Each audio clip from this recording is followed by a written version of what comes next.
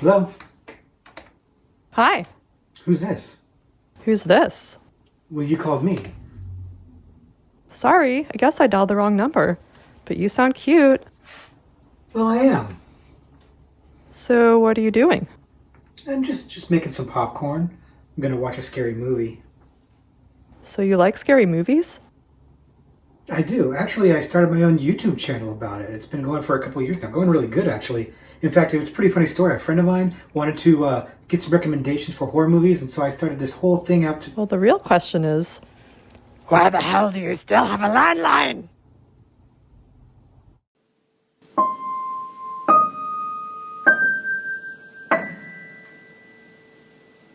Hello, everybody, and welcome back to the Horror Movie Syllabus. My name is Professor Victor, and I'll be your host as we go through all of the essential, noteworthy, interesting, and notorious modern horror films. If you're new to the channel, I recommend you check out the introduction video. There's a link to it in the description below. It'll give you a pretty good idea of what the horror movie syllabus is about, but in short, we look at a particular subgenre of horror, then we pick 3 movies from that subgenre to explore. But that's not what we're doing this video. This video is a little bit different because this is our annual essential movies in a franchise series, and another year has gone by. I still haven't found a catchier name for this thing yet. This is something I tend to do every year around this time of year, where I pick a franchise, something that's pretty well known and pretty popular, and tell you which movies in it are essential viewing and which ones you could frankly skip. And these franchises are always ones that are that have been represented on the syllabus, but the syllabus will usually pick like the first movie or the biggest movie in the franchise, and then just kind of like fold the rest of the franchise into it. But not all the movies in that franchise necessarily would be syllabus worthy. They're not necessarily good enough to be on the horror movie syllabus. And that's what this video is about. It's taking a look back at some of these franchises that have been touched upon in the syllabus before and taking a deeper dive, looking into it a little bit more, and then seeing which of the entries are syllabus worthy, which are good, which are worth your time, which ones you have to see to really appreciate the franchise, and which ones you could skip. And the idea here is to try to be a little bit objective about it, right? It's not supposed to be like my favorite movies, although at the end of this video, I will rank them in order of my most favorite to my least favorite. This is supposed to be something more of a objective type of analysis where we literally tell you, if you'd never seen them before, these are the ones you got to see, these are the ones you don't got to see. And hopefully that makes sense as we go along. But we're going to talk about all of the movies in depth a little bit. Spoiler alert if you haven't seen the series, because we're probably going to do a little bit of spoiling of each of the movies, frankly. But we are going to go into the Scream series. This is the one that you guys picked this year. I let you guys vote once again on which franchise that I would do, and you picked Scream, which was great for me because it's frankly been a bit of a busier year than normal this year, and it's always a busy time of the year this year. So it was nicer to have a shorter series to watch, although this series is not as short as I thought because all the movies are around 2 hours long, not the standard 1.5 hours that many of the other franchises are. But I didn't mind because overall, Scream has a reputation for being a very quality series.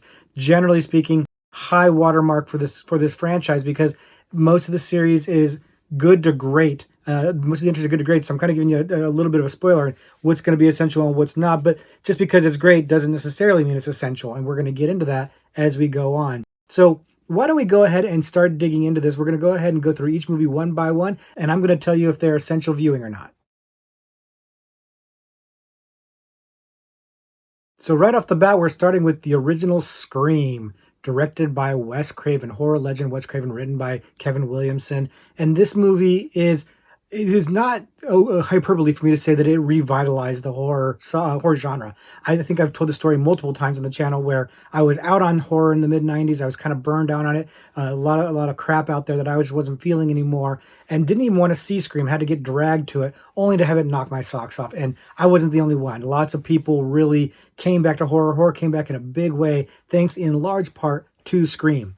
I don't think if you're not old enough to have watched Scream when it came out, I don't think I can explain to you or impress upon you how big a deal it was to have that opening with Drew Barrymore and having her die in the opening scene, which, by the way, one of the most iconic scenes in horror history at this point, I think. And it blew me away because I went to this movie primarily because Drew Barrymore was the star, I thought.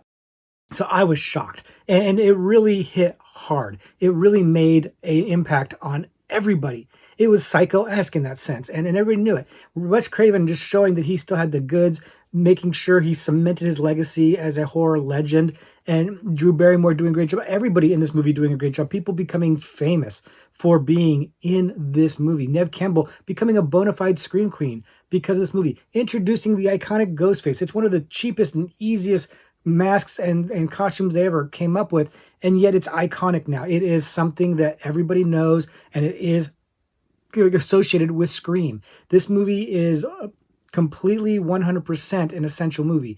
This is, I would say, a bona fide horror classic. This is right up there with pretty much any other movie you can think of in terms of its influence, in terms of its quality, in terms of its box office. It was a huge hit.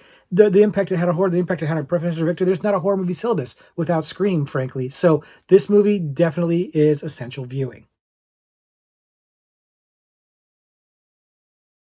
Okay, so next let's talk about Scream 2.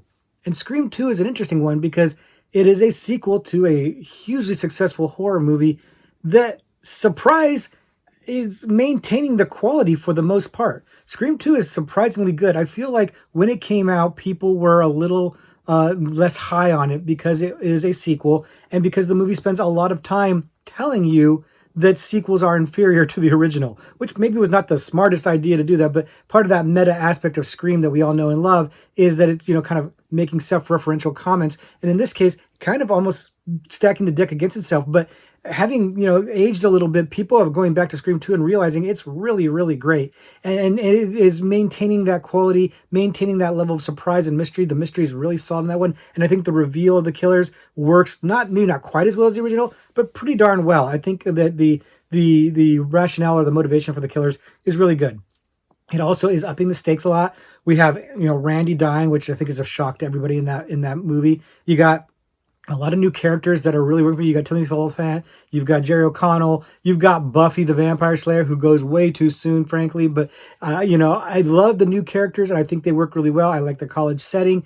Everything about Scream 2 actually really works very, very well. It's showing a progression of the characters, which you don't see a lot in slasher movies, where you see that the main character is a survivor now and dealing with the trauma post attack and how they're coping with it, how it's impacted their lives, everybody's life. It's a really interesting, fresh angle to follow the survivors, the final girl and her friends, rather than just fixating on the killer and actually having a rotating set of killers. That's a fascinating twist on the formula that I think works very well and makes this, again, essential viewing. You got to check out Scream 2. And if you've never seen it before, thinking it's because it's a sequel, you're going to be surprised. You're going to be impressed. I think you're going to be, it's definitely worth your time. I don't think you're going to be unhappy that you spent time watching it. So now we get to Scream 3. And this is where the train slows down a little bit. So Scream 3, again, in the meta aspect, sets itself up as the conclusion of a trilogy, and thank God that it wasn't, because I feel like this would be a sour note to end on. The movie does have some high moments in it, some good points in it. Parker Posey is a breath of fresh air. I really enjoy her. I think she's very funny in the movie. I like the evolution of the characters' relationships. You've got Dewey and Gale, and Sydney and Gale, the relationships and how they've evolved over time, where they've gone from being enemies to frenemies to bona fide friends by this point. It's really great to see that character development over the course of the series. That said, the story is really convoluted. It's kind of a mess. It's a noticeably inferior sequel. It is not as well made. You can tell that the creative forces behind it are pushing it out to make a sequel and not because they really had something great to say. So it winds up being a bit of a letdown. The reveal of the killer at the end winds up being a letdown as well. It doesn't really add up if you think about it too much. And one of my least favorite tropes in movies in general is the surprise sibling or surprise family member that you didn't know existed, that none of us knew existed.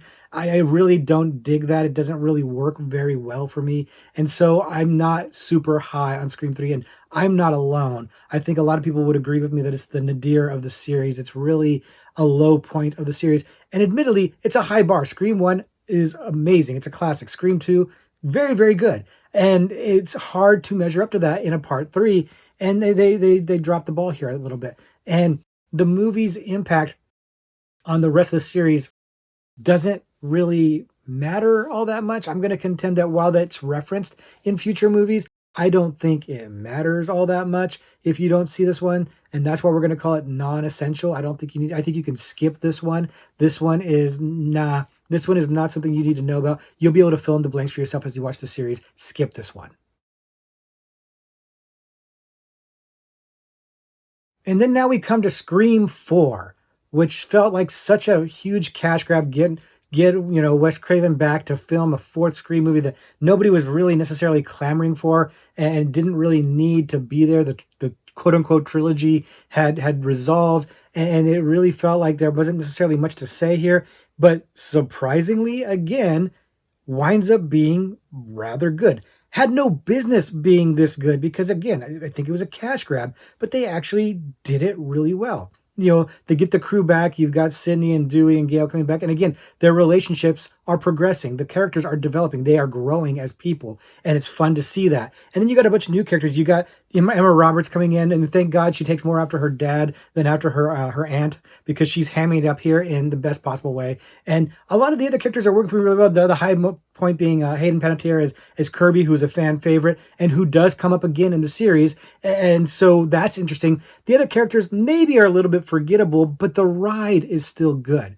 I think that the story that they came up with is fun, and I think this movie holds up remarkably well. I think that the motivations of the killers and the whole social media aspect of it and the internet fame aspect of that probably resonates even more so now than it did when it came out. Again, I think this movie was a little unfairly blown off or disregarded when it came out as a part 4 of a franchise that had been kind of dormant for a while, and to come back to this probably felt like, again, like a cash grab. But honestly, they do a really good job of making this one work, making it fun, and making it feel like it's revitalizing the franchise, because it is, and like it has something to say, because it does. And it does matter for the rest of the franchise in a significant way, I think, with the Kirby characters. So I'm gonna go ahead. I was on the fence on this one, but I'm gonna go ahead and call it essential. I could have been arguing either way on this one, but I'm gonna give it essential. I'm gonna give it the pass because it's just good enough, and it has enough of an impact on the rest of the series to matter. So let's just call it essential and make you watch it. Now, let's talk about Scream 5, or aka Scream 2022, but it's Scream 5, we all know. So, this one, again, feels like a big cash grab. Just going back to that well.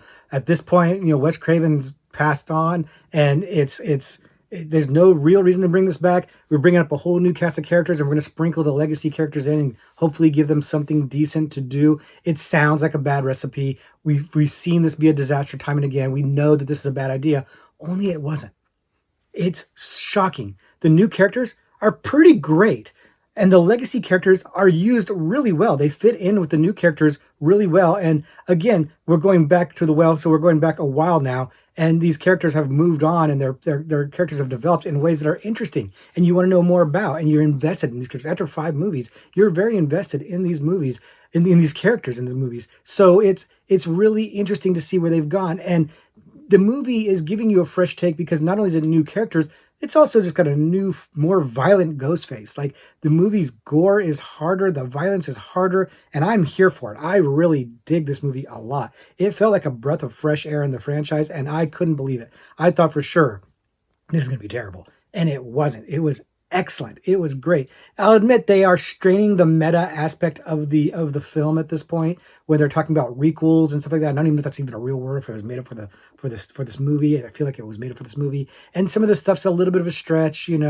bringing in Heather Matarazzo for to make the connection with Randy and everything. A little bit much, but forgivable because I'm having such a good time. And the shocking thing of all shockers, I like the new characters. I like them a lot. And I'm looking forward to seeing them in another movie. So, A, this movie is very much essential, and B, it makes me excited for the next continuation in the franchise. Part 6, Scream 6. How is this movie so damn good? I don't understand. It definitely feels like a fresh take. We've been in Woodsboro for most of these movies, not in part 3. I talked about this in my other video, my marathon video, that actually part 2, they were actually in Ohio, I think. And then part 3, they're technically in LA, but they're on a Woodsboro set and everything like that. But so most of the time we feel like we're in Woodsboro, but now we're in New York City, and it changes everything. It feels like a different energy. And it is. I mean, you see Ghostface walking around with a shotgun, and it's wild. It's really, really good. The issue I'd have with this movie is that the ending strains credulity. The endings in Scream movies often strain credulity, but this one really felt like a stretch. Really had to suspend my disbelief in it, to the point where it almost kind of took me out of the movie, but the rest of the movie was so much fun. Again, I've really grown to like the new characters. I really like Tara and Sam. Jenna Ortega and Melissa Barrera are excellent in the movie, and I'm looking forward to seeing them do many, many more Scream movies. Bad move, guys. But I said because in case you don't know, Scream 7's coming out and they're not going to be in it. And that's a major disappointment because they are great. And you know, the twins are great. Everything about the movie's characters, I'm really, really enjoying. It's just that ending that's a little bit wonky, but it's tying together all the other movies in such a fun way. It brings back Kirby. It has a really great use of the legacy characters that are there. And it had a good use of not using certain legacy characters that weren't in there. It was showing that the movies could stand on their own with the new characters and without the crutch of legacy characters, and I love it. I love Scream 6, and I definitely think it's essential viewing. I think it's one of the best of the series, and it's just it's a shame that they're not going to be continuing with that cast. And I hope they can figure that out at some point in time because that's the cast I'm interested in now. I'm not really interested in seeing what Sydney's doing anymore at this point. I think she got her happy ending, and you can just leave it be. I want to see what Tara and Sam do next, and we're not going to, at least for the time being. So that's kind of a bummer, but Scream 6, definitely essential. So I thought I'd take a minute and just mention the Scream TV series. Now the TV series is sort of related to Scream, but it's not connected to the series proper. It's not the same Ghostface killer. It's a different killer and everything like that. It's a different mask even. But it's set, with a bunch of high school kids. I think it's similar concept and everything. It's a slasher TV series where every week like somebody's getting killed and stuff like that, which is an interesting and difficult thing to pull off.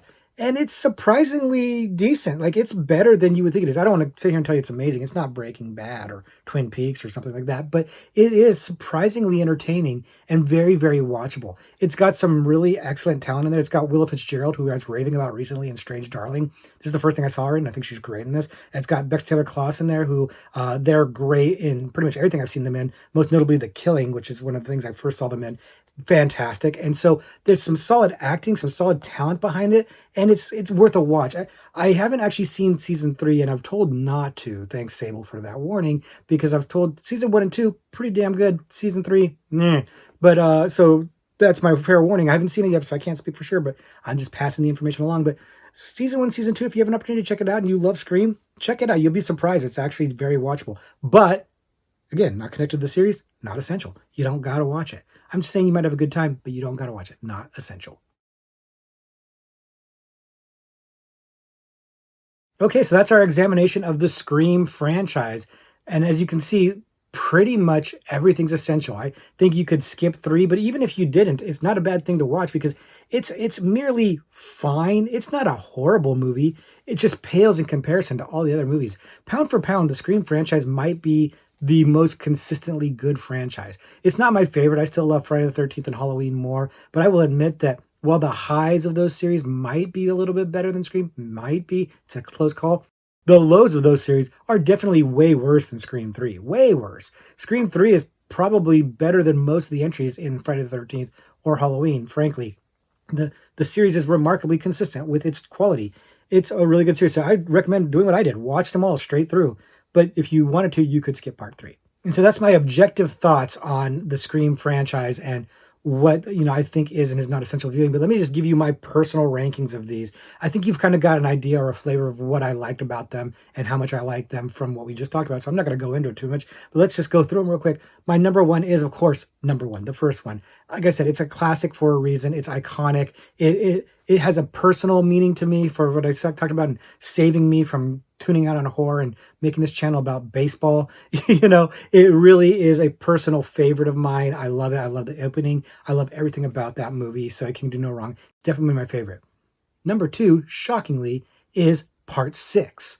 Part 6, I'm as surprised as you that I like this movie this much, that everybody liked this movie so much. It's that good, and it has no business being that good. It's a breath of fresh air. It feels like a really fun way to shake up the franchise, but staying true to it at the same time. It's continuing on characters that I have grown to really like and making me love them. I'm really invested with them at that point. And I was really looking forward to seeing what was going to come up next. Now my expectations are tempered because I know they're not continuing with the same cast, but they've earned a little bit of goodwill for Scream 7. We'll see. Come back and talk about that one in some time. But for now, Scream 6 is my number 2 best Scream movie. Number 3 on my list is going to be part 5. Part 5, again, was a very big surprise. I thought it was going to be a cash grab, and it wound up just revitalizing the franchise to me. I enjoyed it very much. It's got its flaws. It's not perfect. And, some people complain about the Dewey thing. I get it. But, for doing the whole legacy sequel thing or requel thing, if you will, they did it really, really well. We've seen a number of examples of this going poorly. This is an example of it going extremely well. Finding a way to get me to really like the new characters while at the same time making the legacy characters feel like they have a purpose and they're not just basically doing glorified cameos. Really well done, really enjoyable, brought Scream back to the forefront for me, and I thoroughly, thoroughly enjoyed it, so it's my number 3 pick. Number 4 on my list is Part 2. And the only reason it's this low is because I like the other ones better. There's nothing to say bad about Part 2. Like I said, it's not quite as good as the first one because the first one set that bar super high, but it's still pretty darn great. It's really keeping that consistent formula or consistent quality, both really. Then they also twist that formula a little bit, which is what the Scream franchise does. It's putting a spin on the horror tropes. And this movie is continuing that. It's showing that there is fertile ground to be covered in the Scream franchise. The characters that are added in this one are fun. I like the actors a lot in this movie. I liked the reveal of the killers at the end.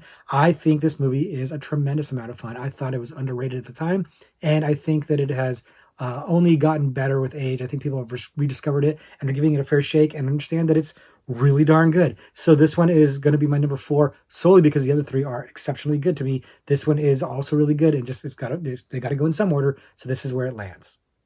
My 5th favorite Scream movie is going to be Part 4. And again, like Part 2, it's only getting pushed down this far because it's like the other ones a little bit more. But Scream 4, the first time I watched it, I'll admit, I was a little disappointed the first time I watched it. It wasn't amazing. It was merely pretty good. I enjoyed myself. I had a really good time, but I wasn't raving about it. I didn't go back and rewatch it a bunch. But as the years have gone by and I've revisited that movie, I like it more and more. I rewatched it again I hadn't watched it in a long time, and I rewatched it for the marathon, and it's really, really good. I think it's aged extremely well. Emma Roberts is a big draw for me. I like her very much. She's great in the movie. So it was really fun to see her in this movie doing what she does and hamming it up. And I really like the new characters, even though some of them admittedly are a little disposable and you forget about them. The ones that mattered, the ones that stick with you, the ones that come back with later are great. And so Scream 4 deserves more love. It should be higher on this list, except that the other movies are better. So it's the 5th favorite for me only because it's such a strong list. And of course, my least favorite Scream movie is Part 3. It's pretty clear from my recap of it, and when we were talking about it, how it's the only one that I say is non-essential. But even then, it's not a bad time. I don't mind watching Scream 3. It's the one I least want to go back and revisit, and it might be the one I have revisited the least, frankly. I don't love it. It's got a lot of random weird cameos that don't seem to make a whole lot of sense. It seems a little directionless and messy and convoluted. I don't like the reveal of the killer at the end. I don't like the mystery. It's just a little too convoluted. It's going way too much into Sydney's mom that I don't care a lot about. And it's kind of retconning things. I don't really like the way they're doing that. So I don't love it, but I don't dislike it. I don't hate it. I don't have any animosity towards it. I will watch it. If you want to watch it, I'll watch it with you. You know what I mean? It's like fine, but I would just say there are 5 other ones we could watch that are better, but I don't mind watching it. And if you hadn't seen it, I would say, yeah, check it out, but you don't have to. It's my least favorite. It's the only one that I might say kind of bores me a little bit. The other ones I'm all very, very interested in. This one's a little bit of a slog, but still, this is the worst it gets. It ain't that bad, man. That's a pretty solid, not a pretty solid, a very solid franchise. This series is just chock full of really good to great movies, and you can't go wrong with Scream. And I know that's why there's got so many fans to it. I'm a big fan of it because it's just a really solid franchise. I can't deny that. So that's my thoughts on the Scream franchise. Let me know what your rankings are for the movies. Let me know what you think is or isn't essential. Do you think they're all essential? Or do you think a few other ones are not essential and skippable, like maybe Part 4? Let me know in the comments below. I'm very curious to see if you guys are as effusive about the movies as I am. If you guys have a different order. If you guys think Part 6 is terrible. You don't like Sam and Tara. I want to hear about all that. So let's talk more in the comments below. But now let's look at a Horror Trivial Pursuit card. Let's play this game and try to figure out whether or not I can answer this on camera without embarrassing myself. And we're going to look at the killer category, obviously, because we're talking about Scream movies. So here's the question. What actress portrayed Edwina Lionheart, daughter of Edward Lionheart, in 1973's Theater of Blood? Okay, so the good news is that I recently watched this movie, like just about a month ago or so. Not that long, maybe like 6 or 7 weeks ago. I've seen this movie very recently, for the first time, and so I have it. I have seen it recently. It's a Vincent Price movie. The problem is I watched a lot of Vincent Price movies at the same time because I was doing it for the movie Timeline's Dead Last list, for Josh's Dead Last list, and a lot of great Vincent Price movies. We watched a lot of good movies for that. The problem is that I watched them all in a very condensed period of time. So I I'm trying to remember which one this is, which actress this is in this movie, because I'm gonna get them mixed up. But I think I remember because there was one that had a very noteworthy actor for me that I've talked about recently, and that's going to be my answer. So I'm kind of spending some time to give you some time to think about it. This movie, it's a Vincent Price movie, like I said, and if you saw the movie Timelines video, we talked about this movie. Josh talked about it, and it was part of the rankings. And I liked this movie. I thought it was good, but I think I know the answer to this question. I think I do. But I'm like 50-50, or maybe 55-45. I think I've got it. So lock in your answer, wrap it up, lock it in, because I'm going to give my answer. So my answer is Jane Asher. Jane Asher, who I talked about recently on the channel in the Stone Tapes. We did a Is It Syllabus Worthy video on the Stone Tapes, and she was the star of that, and talked about how she's Paul McCartney's girlfriend. I'd never seen her acting before, and so it was interesting to see her acting. She's really great, actually. And she was in one of these Vincent Price movies, and I think it was Theater of Blood, but I'm not positive. The fact that they're asking this question, I kind of want to say Jane Asher because it's noteworthy. It makes sense to me. So I'm sticking with Jane Asher. That's where I'm going with final answer. Let's check the card. Diana Rigg. Diana Rigg. Okay, yeah, there was another movie, Theater Blood, that Diana Rigg was on there. Diana Rigg from the Avengers, not the Marvel Avengers, and she's noteworthy too for similar reasons. She's a famous actress. She's very pretty. She's well known in kind of a genre way. So, okay, I got this one wrong. My reasoning, I blame Josh of Movie Timelines because he made me watch all these movies in a compressed time period. So I mixed them up. Jane Asher, I'm trying to remember now what movie Jane Asher was in. If I can remember, I'll put it on the screen. But both the movies were very good. Vincent Price, you can't go wrong. So I'd recommend both Theater Blood and the movie that was on the screen right now. So hopefully you enjoyed this video. Hopefully you enjoyed the Scream franchise. Thank you very much for sticking around to the end. I very much appreciate it. Next year we'll be doing another franchise, and I don't know what it'll be. It'll be something you guys vote on again, probably, and maybe we can help me come up with a name for this franchise series thing, because I don't know what to call it. Anyways, until then, we'll just say, class dismissed.